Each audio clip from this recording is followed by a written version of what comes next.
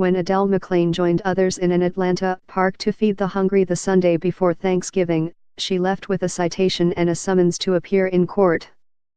The case was dropped when she showed up in court earlier this month, but she and her lawyers say the citation for serving food without a permit was improper and demonstrates callousness toward the homeless.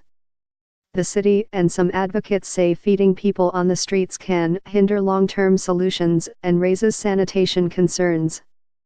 "I am still outraged this is happening," McClain said after her court appearance December 14. "I am concerned that the city, whenever they want to crack down on the homeless, they're going to go after anyone that tries to help them."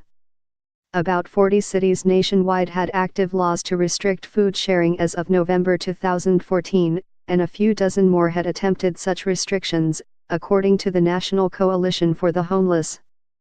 Interim Director Megan Hustings said she doesn't have updated numbers but that she's heard about more cities considering such regulations. McClain, a volunteer with a movement called Food Not Bombs, was cited November 19 by a Georgia State University police officer after her group refused to stop feeding the homeless in a downtown park, and her lawyers say city officers have been distributing a misleading pamphlet bearing the city seal that says a permit is required to feed people in public places. "That's simply not true," said Southern Center for Human Rights attorney Gary Weber, who's representing McClain. "Permits are required for restaurants, food trucks and festival food vendors, not for people sharing food at no charge," he said. Even though McClain's case was dropped, it doesn't mean officers will stop telling people they can't feed the homeless, and doesn't eliminate the possibility of future citations, Weber said. The Southern Center is pushing for a clear statement from the city that people have a right to feed the homeless in public places, he said. Conflict between city government and groups feeding the homeless in public isn't unique to Atlanta.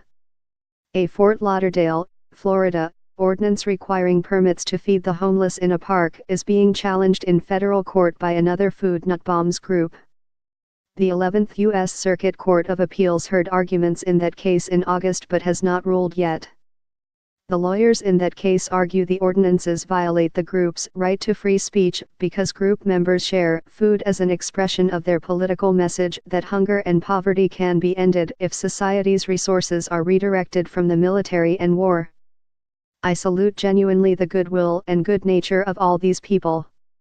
There is no bad guy in this," said Georgia State University Police Sergeant Joseph Corrigan, a chaplain who also leads the department's homeless outreach program. "But instead of having feedings that pop up in different places all the time, it's better to connect people with shelters or other established organizations that provide consistent help and services," he said. Food safety, garbage and the human waste left behind when people are fed in a place with no bathrooms are also concerns, Corrigan said. Additionally, many homeless people struggle with serious mental illness or addiction, which can make them wary of help, said George Chidi, Social Impact Director for Central Atlanta Progress, a nonprofit community development organization that serves downtown Atlanta.